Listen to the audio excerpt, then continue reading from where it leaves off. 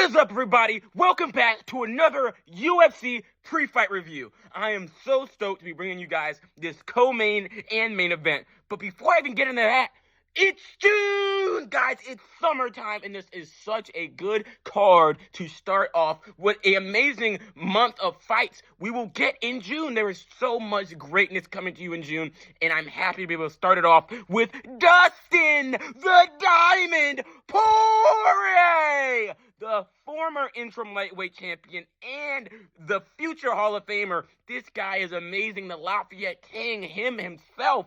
I'm rooting for this guy, but he is up against an absolute warrior, an absolute dog who has been on an absolute tear in Islam Makhachev, guys. This is gonna be no easy fight for both fighters, and I truly believe that. Now, before we get too deep into that wonderful, wonderful war, we first have to talk about the co-main event, which is as equally crazy and amazing, where we see the former middleweight champion and my favorite middleweight champion in Sean Tarzan Strickland facing off against Paulo Costa, guys.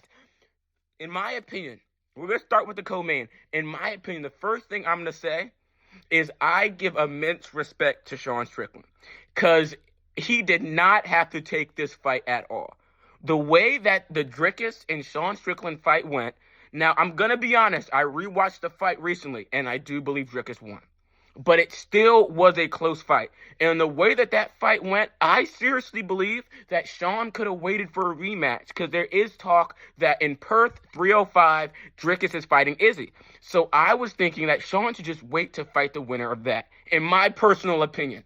Because he already dogged Izzy, and him and Dricus was a close fight. But Sean he's such in the lab. He's always active. He's known as one of the top sparrers in the UFC. He's always working on his craft. He's always boxing.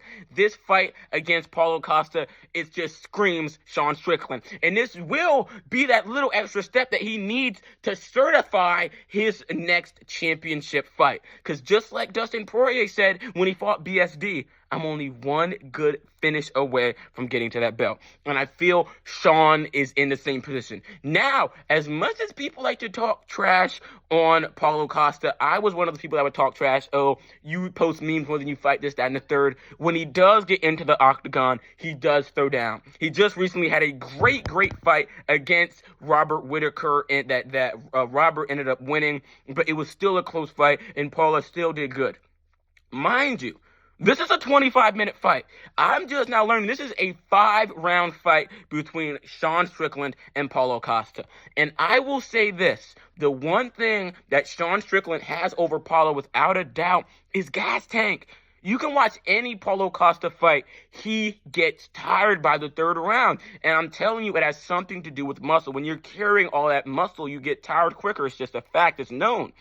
Even with his fight against Luke Rockhold, where he did win, Luke Rockhold was extremely gassed. Paulo was gassed too, but Luke was extremely gassed. So even in the fights that he's winning, you can still tell that he gets tired. Sean Strickland, all he does is spar. All he does is train. The guy's crazy. He doesn't get tired. He keeps that pace up. He's staying here. He's walking you down, okay? And the only thing is that he might walk into something crazy. One of the things I noticed about Sean Strickland when I was watching his fights to do the research for this fight against Paulo Costa is his defense. And when I say defense, I don't mean like he's always in the finisher. I mean the way that he defends strikes when they're actually coming at him. When he's not rolling his shoulder, he kind of just is like using his arms to deflect strikes and pushing them out of the way and doing a lot of this. Now, if you watched the fight against Robert Whittaker, I'm pretty sure Rob got caught with Paulo's signature move, the spinning heel kick, or the flying heel kick, whatever you want to call it. It's a kick that Paulo does, and it's not telegraphed. You don't see it in his hips like with most guys. You kind of see their hips and kind of see it in their shoulders. He doesn't telegraph it. He throws it, it's quick, and it's thudding, okay? And the one thing about Sean Strickland is because of the way that he defends incoming strikes, he is likely to get caught by that kick, okay? He's very likely to get caught by that kick. Not very likely, but likely. So I feel like that is one advantage that Paula does have over Sean. But in my honest opinion, That is the only thing he has over him.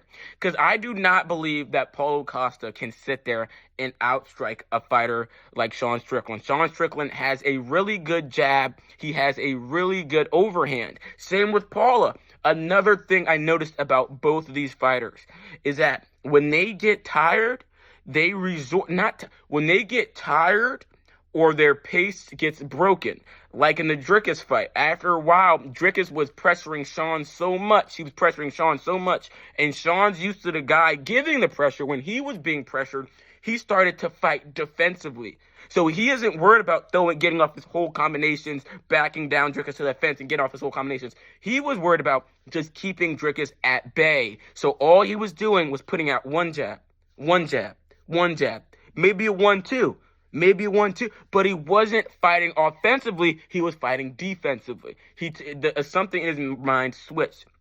And the same thing happened with Paulo Costa when he was fighting Robert Whittaker. Towards the middle of the second into the third, it turned into more of him fighting defensively because of the pressure of Robert Whittaker. So you'll be able to see pretty early which fighter is taking over and which fighter is fighting offensively and which fighter is fighting defensively. And my money is on Sean Strickland. Now, of course, it's a UFC fight. It's a fight in general. There's always a puncher's chance. And with Paulo Costa, there's a kicker's chance. Now, Sean Strickland does also have kicks. I didn't know this. I watched a lot of his fights to get research for this, and he has a mean body kick that he throws out there and some leg kicks. He probably learned these from his dada, Alex Pereira. That's probably where he learned all this at. So in this fight, I'm taking Sean Strickland due to his cardio and his striking. Now, if Paulo Costa is able to come out of the gate very quick with his heavy pressure and pressure Sean and get Sean to fight defensively, Paulo might have a chance. That's going to be an absolute war over 5 rounds. I don't think it's going to go 5 rounds. I think it's going to be stopped in the third. I got Sean Strickland. In the comments, let me know who you guys got, man. And without any further ado, let's get right into this main event. This is absolutely astounding. We see the king from Lafayette, Louisiana, Dustin the Diamond Poirier, facing off against the current lightweight champion, Islam Makhachev. This fight came together so beautifully because everything had to go right for Dustin, even things that were out of his hands. Yes, he beat BSD in amazing fashion, putting him back in the conversation for a title fight against Islam, but it still wasn't guaranteed. But with Charles losing to Arman and Arman turning down the Islam fight, and Justin, who was really right next up for that fight, if not Charles, getting put down, sadly how we got put down against Max Holloway, that only left Dustin Poirier. Guys, the UFC god said, Dustin, you are an astounding fighter. You have done so much for the company, the brand, the fans, even the fighters that are inside the company. You're your favorite fighter's favorite fighter. You know, everybody loves Dustin Poirier. So the UFC guys came together and said, Dustin, we're going to give you a shot. And the fans can't do anything but enjoy and be extremely, extremely elated, guys. This is astounding. Now, as astounding it is, it's scary. It's scary for Dustin and Islam. I'll tell you why it's scary for Islam, because you're probably like, Islam, what do you mean? He's just going to take him down. He's just going to do this. It's not that simple. Dustin is still a great striker.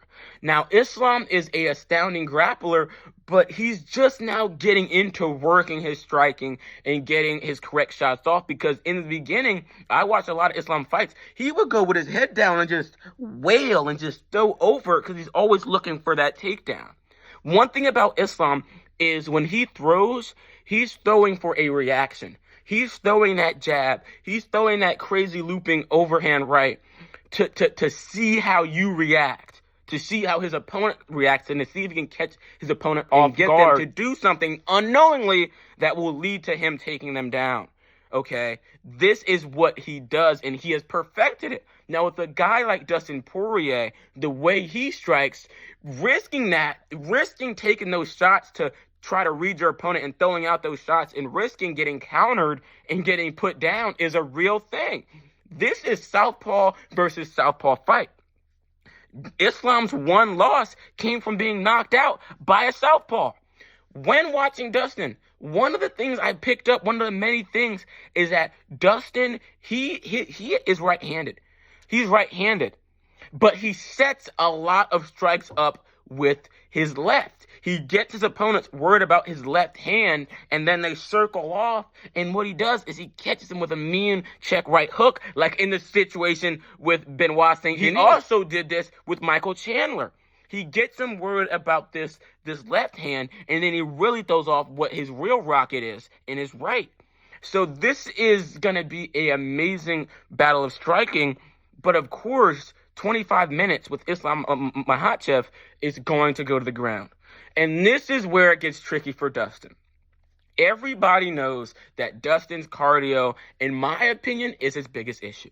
He gets gassed really quick. If Islam were to take Dustin down and grind him out for a couple of rounds, no diddy, he would be exhausted. He would be tired. We've seen this in the BSD fight. When Benoit had taken Dustin down and was grinding out on the ground for a little bit, you could see Dustin breathing out of his mouth. He was getting fatigued. So with a guy like Islam Makhachev, in this camp that he's been in, he would have to have been focused on wrestling, but also keeping your stamina, learning how to breathe, learning how to maintain that energy while also being on bottom and being aware of submission attempts. Because Islam, he is so good because unlike Khabib, where Khabib would grind you out and beat you up, Islam is looking for a submission every single second. As soon as he gets you down, in my opinion, from what I've seen, he's looking to submit you.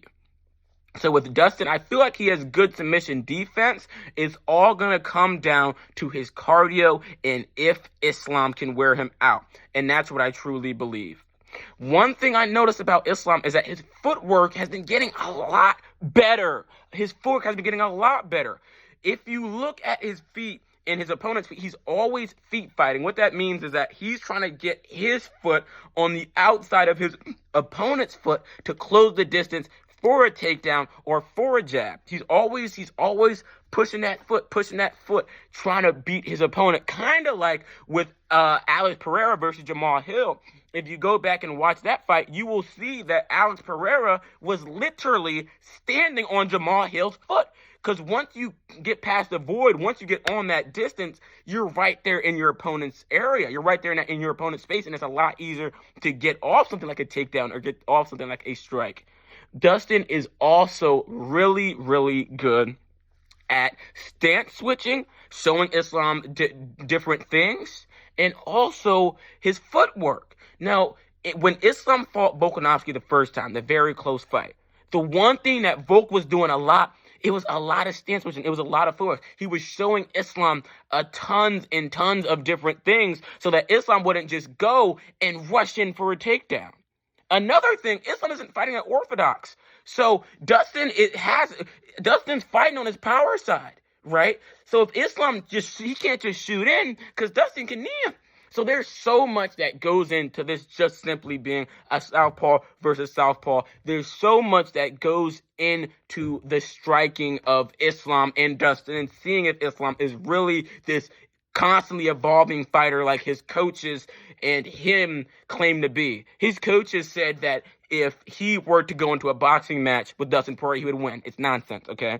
This fight is absolutely amazing. It's making my blood boil. I cannot wait for this fight to happen. I have Dustin Poirier by third round KO. Let me know who you guys have, guys. Tune in to UFC 302.